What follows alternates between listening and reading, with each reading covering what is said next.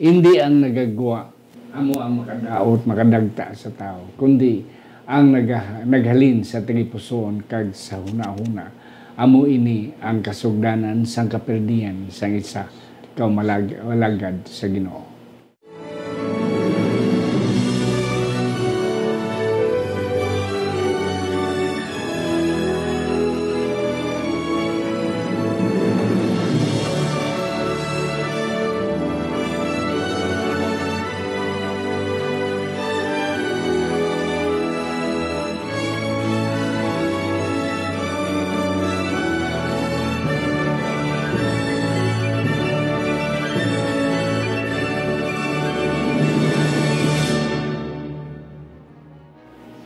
Ang pagtuon subong semanal nga pag-usisa, pag-review, pagtuon sa atong leksyon sa eskwela sa Batika. Ini isa ka Ilonggo o kung hiligay nun nga version sang Sabbath School Lesson Weekly nga aton ginatunan. Ini ginadala sa inyo sang Media Ministry Department sa aton iglesia diri sa Central Philippine Adventist College diri sa Alegria Murcia, Negros Occidental, Philippines. Ako si Pastor Luisito Tomado, inyo masonson ka host. Kagari ang akong mga resource persons nga permi na gid ninyo ini sila nakita kag nabatian, and I know naga-enjoy kamo, nagapangalipay kamo damo sang na inyo nakuha halin sa ila nga mga insights nga ila ginatibong ila pakig-angot, ginabulig nila sa pagtuon sa ating leksyon. Ang una na akong pakilala sa inyo wala sang iba ng aton Vice President for Student Administration diri sa CPAC, wala sang iban si Pastor o kon Dr. Leopold Balidyong. Pastor, mayong adlaw sa inyo. Mayong adlaw, Dr. Tomado, sa tanan ng mga kauturan kag sa mga kabyanan namon nga nagapamati kag nagasunod gid sa aton nga programa.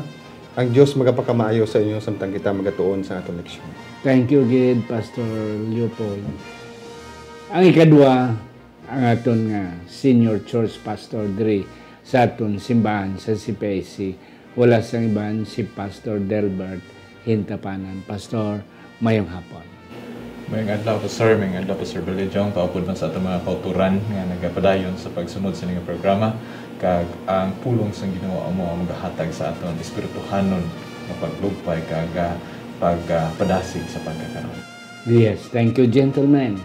Mga kauturan, ari na kita sa lesson 6 para sa Agosto 3, Tubtob Agosto 10. Inside Out ang title sini. Ang halin nga nagwa, halin sa sulod nagwa. Amo na ang mga kauturan. Apang sa hindi pa, ato na naiduko ang atong mga ulo.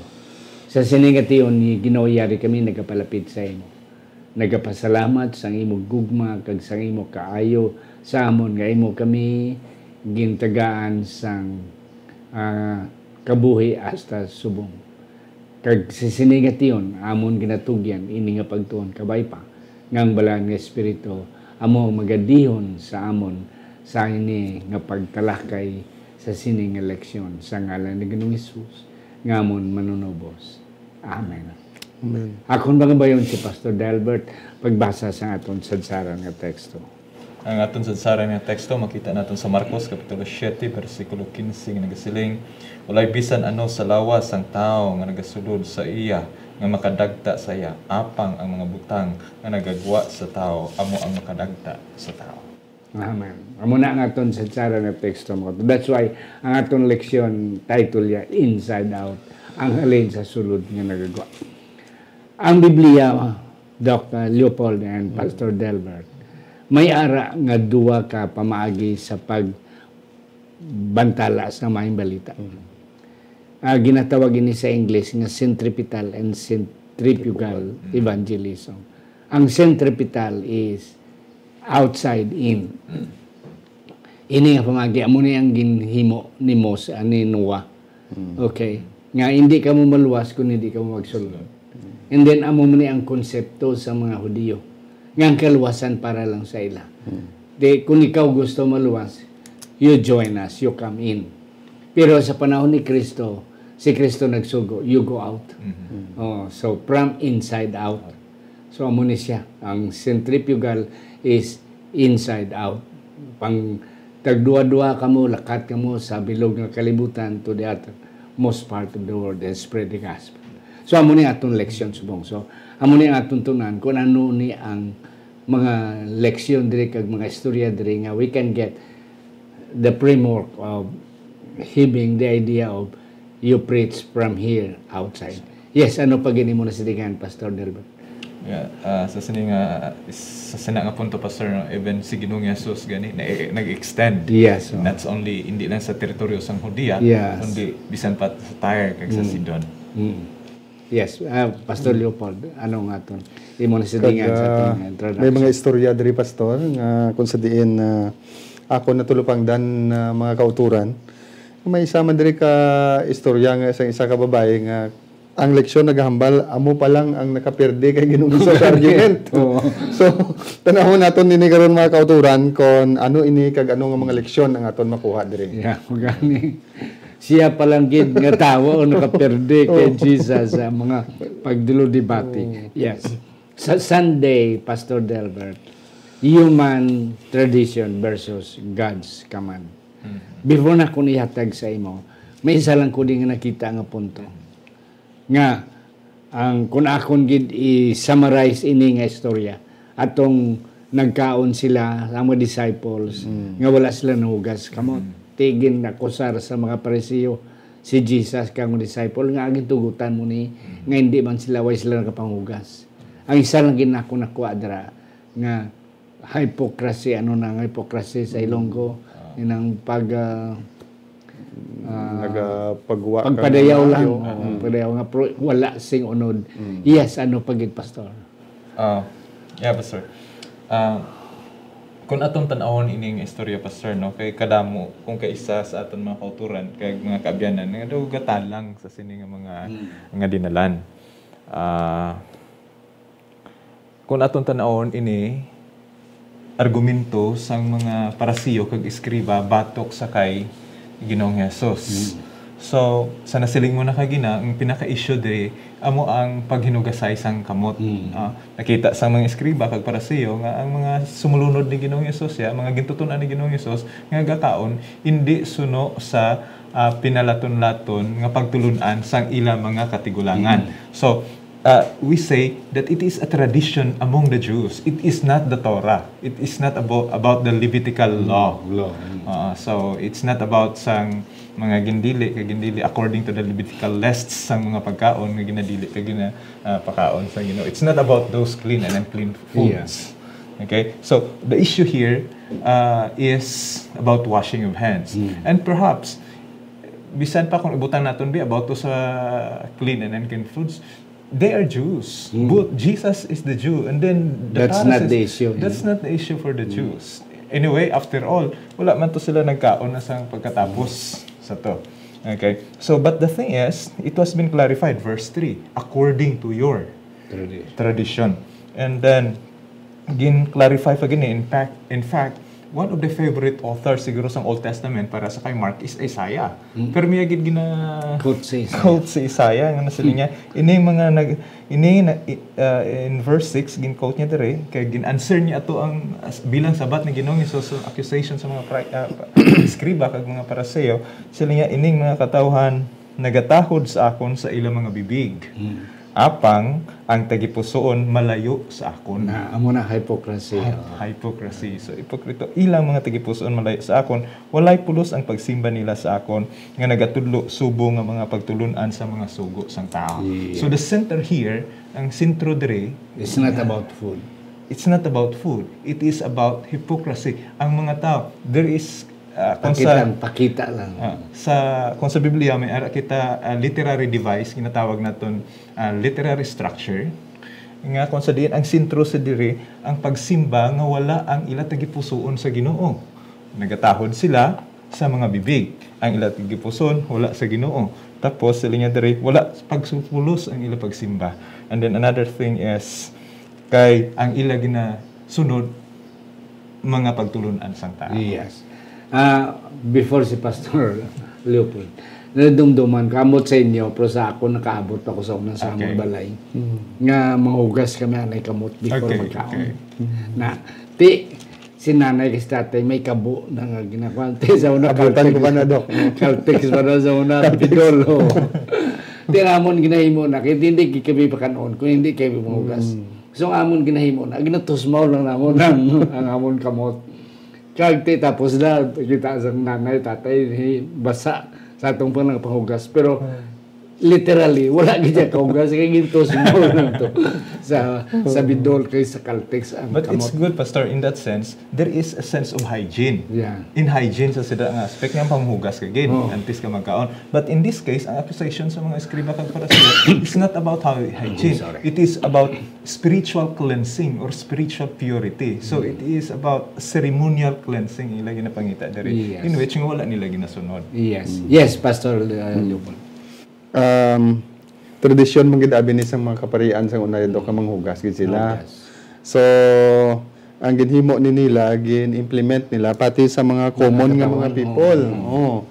So ang ginhimo ni nila mga Sadducees ni nga eskriba ginkaduan gito nila si Ginoong Hesus para dakpon nga nagalapas si Ginoong Hesus sa kasuguan para maakyos nila ang mga disipulo. So nag-abot ito sila kag nakita nila ang mga disipulo nga wala yan ang hugas ng kamot antes magkaon. Ginhimo ini nga rason, Dok, sang iban nga mga sekta nga tinlo na ang mga pagkaon, no, tungod sang sabat ni Kristo. Pero gin-clarify diri mga kauturan ni Pastor Delbert, Pastor Tomado, sa pagtuon gidya sa balaan ni kasulatan nga wala niya kay labtanan sa baboy o kung ano man, kundi ini sa isyu sa paghugas ng kamay, tradisyon sa kamot. Yeah. So it is not the issue of clean food or kahit silang ni Pastor Delbert, mga Hudiyo sila, wala gid sila kakaon sa unclean. Kag ini, as what you have said, Doc Leopold, ini mga iyan isang ritual sa mga pare sa sulod sang templo nga hindi sila na magtandog sang ano dira labi na sa shewbread kung hindi sila kapanghugas. Yes, Doc Leopold, ano yung muna sidingan diri sa aton nga Sunday nga leksyon? Isa pa gid ka importante diri, Dok, nga aton nakita sa aton leksyon karon nga ining ginatawag bala, Dok, nga a gift korban nga isa nga gihambal ni Ginoong Hesus nga naga pakuno-kuno nga maayo, matutom kay nagabulig sa simbahan pero ginapabayaan niya ang iyang mga ginikanan. So isa ini sa ginatawag nga hypocrisy nga ginakaugtan ni Kristo nga mo nga ginhambalan sila ni Kristo nga maayo lang kamo sa simba sa hambal sa dila pero yung tagipusoon malayo kaya wala kamo nagabulig sa inyong mga katigulangan. Yeah, maayo lang kamo sa mga pinatong-latong na sukid, daw mga sa sinuog kamo magsimba, pero sa luyo gali sa likod gali, ginapabayaan nyo man inyong ginikanan. Ang inyong mga obligasyon, hindi lang ginikanan, kundi dalawang taman kabataan, ginapabayaan sa Ang kabataan. worst pagit sinidok, kaya ginagamit nila ang simbahan o kung ang Ginoo para nga hindi sila makabulig. Kung ano ka ginahimo sang mga Pariseo, mga kauturan. Okay. Sa Monday, Pastor Delbert, before ako nihatag sa imo, ang computer bala, may maxim o kung may hambal, ano na, ginatawag gigo or gogi. The garbage out are the garbage in nga imo ginsulod sa computer. Kaya ang computer, hindi mo na magpagwa kung hindi mo pasudlan, kung hindi mo tagaan application, apps, o kung hindi mo tagaan program. So, hindi mo na siya mag-type sa imo kung hindi mo i-type dira. Ang computer, ma-process lang, namion na lang ang imo ginhatag. Pero ang garbage nga ginapasulod mo is the garbage out man nga hatag sa computer. Yeah, in the issue of clean hands or clean heart, ano ni Pastor ang adid? Pastor, no? So, amo to ang background sa issue kagina nga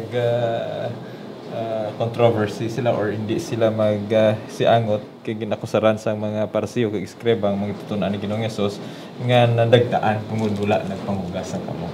And the same wise ang sabat ni Ginoong Hesus in verse 15.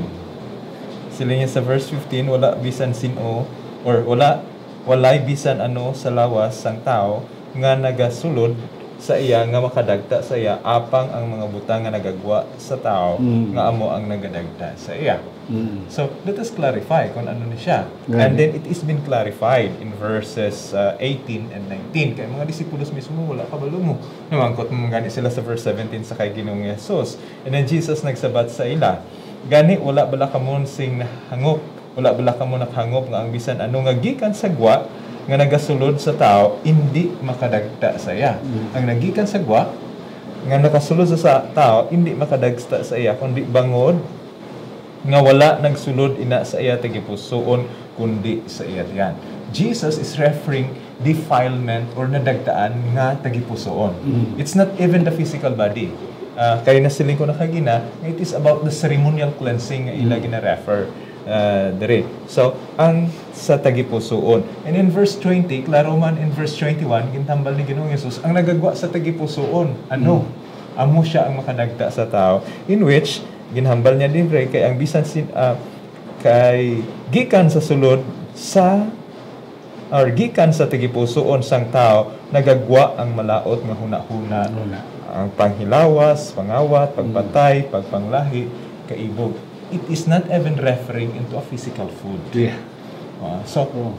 The cleansing, the defilement of the heart. It's not the defilement of the physical body. Kundi ang kalalatan or ang kahigko ya sang tagipusoon sang tao. E bisan pa ara ka sa sulod sa simbahan, pero kung kaisa ang imo tagipusoon may mahigko. Kag isa pagid Pastor Leopold. Hindi niya issue sang tinlo nga pagkaon kung hindi matinlo. Kay pari mo tahambal mo kay na. Nga iniya kay ti mga Hudiyo tanan sila. Ti wala ni sila kakaon sa maigko ya. Hindi man ni the issue of Sabbath. Kaya mga Hudiyo sa Badudan, sa Baduman. So they don't argue about this the sacredness of the Sabbath. They don't argue about the clean food and the unclean food. This is about washing of hands. Okay. Ngati kung na-contaminate na ang imong ginkaon kay way ka naghugas, hindi na iya mo ang makadagta. It's about Doc Leopold. Hindi bala Doc nga teksto kag nga atong leksyon subong mga kauturan tama kay importante gid. Kag kinahanglan gid naton maintindihan. Dumduman ko Doc sa eskwela ako diri sa Sipag pagpauli na akon. May utod ako nga si Utik nga namangkot siya sa akon. Actually sa abroad na siya subong. Siling niya hindi man gali makapeg ko ang ginakaon kundi ang nagagwa man, no? So sadtong pagpamangkot niya sa akon Doc kay bago pa ko sa pagtuluhan daw naglibog ang ulo ko. Pero ang akon utod actually pamati man subong. Nagatanaw siya. Ang issue diri sa akon pinlangga nga utod is not about food nga ginakaon naton. Well, in fact, wala yung mention diri ang baboy. Ang ginhimo lang sa ibang nga reliyon, ginbaboy nila ini nga teksto, ini nga chapter, amo ni nga daw ang dating niya ay para sa pagkaon. Pero klaro ginaton diri that this is not about physical food as what Pastor Delbert yung mention. So I hope nga naklaruhan ni sa aton tanan. Kag isa pagid kanami sa mo punto Pastor Leopold. Isa pagid hindi lang bala ang baba amo ang entrance sa sulod pa sulod. Kay we have 5 senses. Okay. Sense of sight. Di ara man nagna-process man sa utok mo.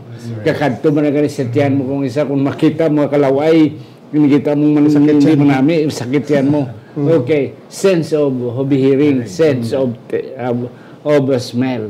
So, ina ang nagasulod dira are the ones, wala problema. Pero ang nagagwa iya. So, it is not totally food, but it is anything that comes within through our 5 senses.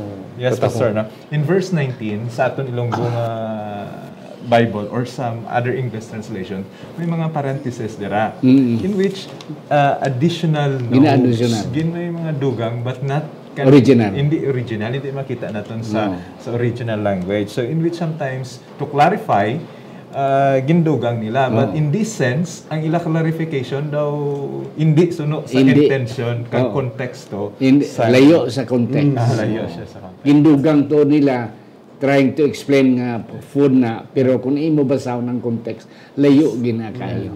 Yeah. Crumbs for dogs. Pastor Leopold, ang babae nagpangayo kay Jesus. Naayuhon ang iyang bata. At ulidok noon surprise ko pagbasa na kung sang aton leksyon. Actually, honestly, subong ko lang ginabasahan ni nga ini nga babae, very familiar ang iyang story sa Biblia. In fact, nabatikan ko na ni sa lain-lain nga mga pastor nga nagwali. Pero kung imo tan-awon bala mga kauturan, kanami kay sometimes kung medyo ang atong pagtuon sa Biblia gali hindi gid tama kadalom, ma-interpret naton nga daw hindi nami ang dealing ni Jesus sa iya. Naghambal si Ginoong Hesus nga kaya ang istorya gid diri pastor. Ang babae nagkadto kay Ginoong Hesus kaya ang iya bata gina-possess ng evil spirit mo. Pero samtang nagapungko sila guro dira sa balay, may mga lamisa siguro dira, agara man ang mga disipulo, ginhambalan siya ni Kristo nga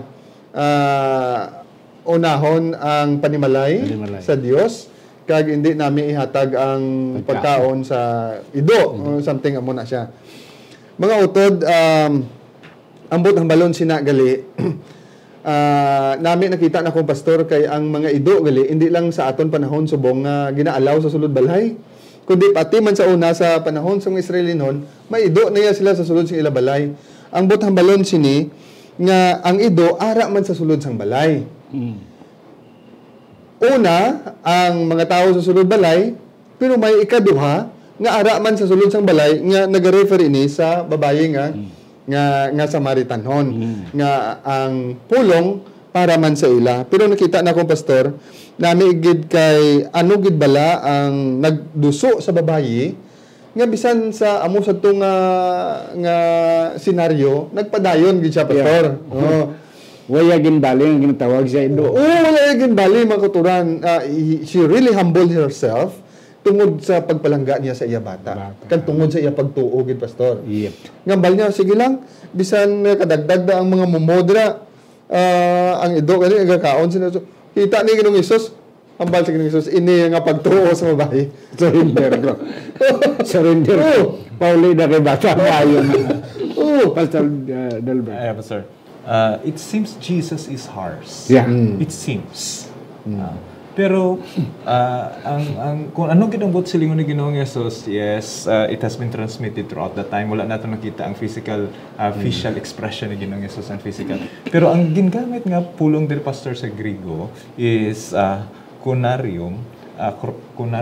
It seems a puppy or arang tutoy. Tutoy nga palangga. So nga palangga. So it's a pet. It's contrary. It's not a wild. It's not a skull. It's not contrary. Hindi a skull. Kundi ara sulod balay. Iban gani ginaduhulid mo sa katri nila. Yeah, go on, pastor. So para sa akon in this context also, si Ginoong Hesus gusto yaman tudloan ang mga gintutunan that His words, ang iyang mga pulong, it's not only to those who belongs to the church, belong to this community. It refers nga, even you from the outside, you can be in this community. Amen. So Jesus' territory is not only to a certain group, but Jesus trying to extend it to Sidon, to Tyre, outside Galilee. Yeah. He wants to extend to whoever nga magbaton sa Epod. Yeah. Ini Doc Leopold and Pastor Delbert, ini nga babae sa ibang nga translation sa Biblia are considered Greco. So Gentile na sila. Okay. Ang kaluwasan sa mga concepts ng disciples kag sa mga Hudyo para lang sa ila. Na tisiling ni Jesus hindi manami. Nga ang pagkaon sa mga Hudyo ihatag sa iban. Okay. Ang grabe ang babae. Way sa na sakit ka mo. Sakit kayo ba? Sakit. Nakapagkasakit kuya yung Jesus. Saan mo ginambal? Because nabalans ang babae nga amo na ang feeling, amo na yung pananaw sa mga Hudyo sa iya. So accepted yan na. So wala siya ma-heart. That's why nasiling siya. Bisan nga ni ang mga mumhugan ni ginakaon man sa ido. To part na iya sang tinapay. So in other words, when we say ang tinapay, salvation. Nga para sa mga Hudyo. Ipakaon sa mga Hudyo. May mga mumho, part na sang salvation. So in other words, give us also salvation. Bisan gamay na lang, basta at least makakaon man kami. And then Jesus said, surrender ko. Sige, luwas ka na ang mga kabataan. Yes, may ito kang kwento. It is just only a crumb. Mumula na yan. But when it is accepted, baton sa kay Ginoong Hesus, it is a whole. Yeah. Wow. And her daughter, ang iyang bata, na ayo. Pastor Doc Leopold, sa unang nasa mabaya, salvation is not either big or small. Basta salvation, it is not dako o kung gamay, salvation is just the same. Kung makamirakulo ka Ginoo sang bisan daw kram sa mo, how much more kung makamirakulo ka sang dako abaw. Kaya mo ang ginati ano pagid ko niya nga tinapay tangtay Doc Leopold, ano imo na silingan diri? Istorya ini sang isa naman ka pasyente nga gindala kay Ginoong Hesus nga hindi siya doktomado makabati, kag hindi man siya may ara siyang difficulty apang ang teksto naghambal siya nga gintandog ni Ginoong Hesus kag ang pulong nga ginhambal hindi ko mamit lang pastor sa ang the way Jesus nga mag-ayo bala pastor. Pero pagtandog ni Ginoong Hesus, Pastor Delbert, ano kaya nang nakabutang dira? Pagtandog, hindi lang itandog, kundi duplaan. Yung duplaan pagid. O, tiari pagid. Ang kani, tikal na to. Kaya na nabala niya, babae do. O, karoon niya, subong duplaan niya do ka. Ano nang ginoon daw ka konting bastos. But that is not the ano ni. Ang isa Doc Leopold, Pastor Delbert, before I will give it to you, nga ginduplaan ni Jesus.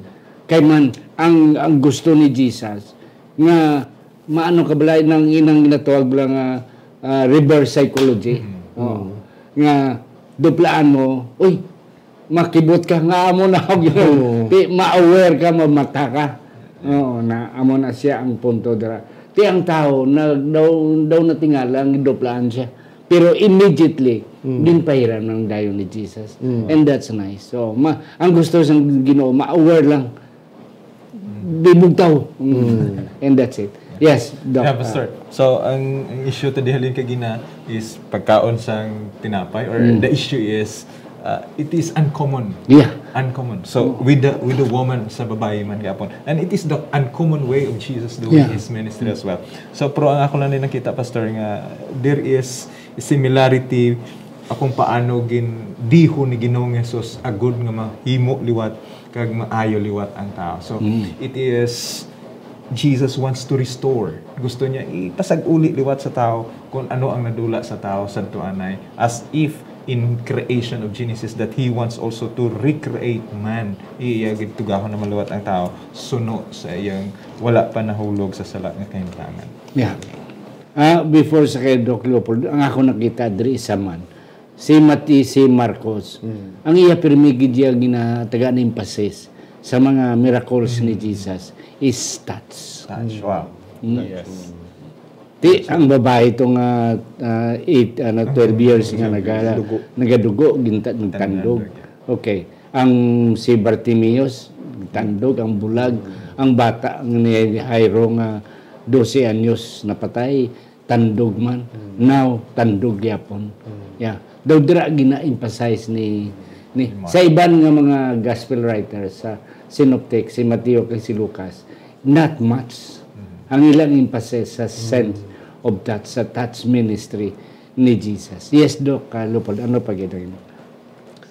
Kung ikaw, Doc, pasyente, kag hindi ka kakita, hindi ka kabati, hindi ka kambal. Yeah.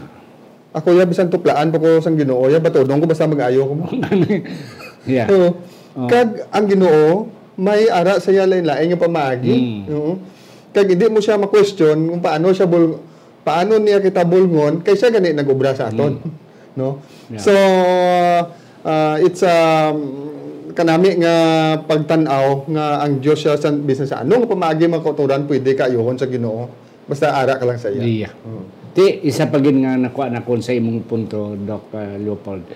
Kaya ti ang bulagya, hindi ka kita mo. That's gid ang kinanglan sa iya. And that's the idea. Wala na kita time. Wala na tumatandog ang Thursday. Ako na lang pangiwan si Pastor Delbert sa Thursday, anong mga insight, and then a closing statement. Diri sa Thursday, Pastor, no? Ang mga disipulo din ni Ginoong Yesus, ang kaisa, ginpakaon na sila, may ginpasukob pa sa ila or ginpatipon sa ila kung pinang nabilin. And then at times, in the miracles of Jesus, sa mga milagro ni Ginoong Yesus, though hindi pa ta magpati or hindi pa ta kasalig sa iya. So sometimes, kung ang atong tawhanon kinaiya, maglabot na sa punto nga ang atong resources, daw hindi na ta kapadayon sa pag-alagad kung kaisa, din isalig na taton sa Ginoo. There are people who came, nagkanto sila sa kay Ginoong Yesus, kag nakigsuay sila sa kay Ginoong Yesus. Kag nangayo sa ebidensya sang iya pagkamisaya, and then Jesus wala sang ebidensya nga ipagahatag sa inyo sa pagkakaroon. At times, kung may ara ta kaugalingon nga prejudice, kay kaugalingon nga panghunahuna nga hindi ta magpati sa kay Ginoong Hesus, hindi ta pagpaliton sa Ginoo, but there is enough sign already. Nga ginhatag sa aton sa Ginoo. Yeah, Doc. Sa aton Doc, no, mga utod, kung hindi kibala kita magpati sa kung ginapatig-agid ba naton aton tagipusoon sa tanan nga ebidensya nga ginhatag sa aton sa Ginoo, ang aton leksyon ba yan nagapahanumdom sa aton nga bisan ang mga milagro hindi enough to convince those determined not to believe. Bisan papakitaan kita milagro kung ang aton tagipusoon niya hindi gid magpati sa Ginoo, bisan milagro pagali hindi makapapati sa aton kung tagpusoon, tagipatigaan nato. Yeah. Amo nang ina sila nga kung gusto maraming paraan. Pero kung ayaw maraming dahilan. Mga utod, and that's correct. Yes.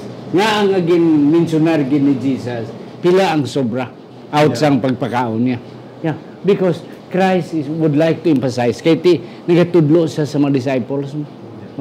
Ang iyang gusto nga let us not waste even a single blessing coming from the Lord because they are God's blessing for us. Kabay pa mga autoran, amo mo na yung atong sentimento. Sa hindi pa si Pastor Leopold magpangamuyo, ang aton mga sponsors, mga kauturan, worth mentioning, kag pasalamatan.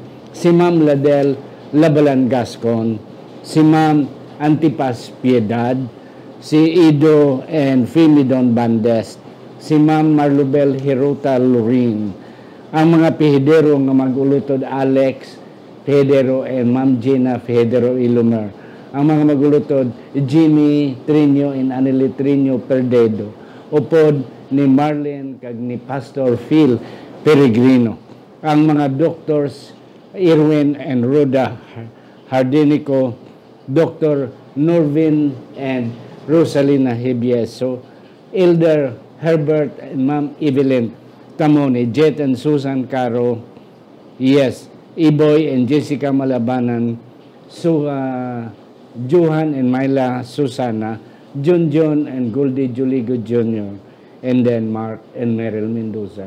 Kabay pa ang Diyos magapakamayo sa inyo. Yes, Doc. Mga pangamuyo kita.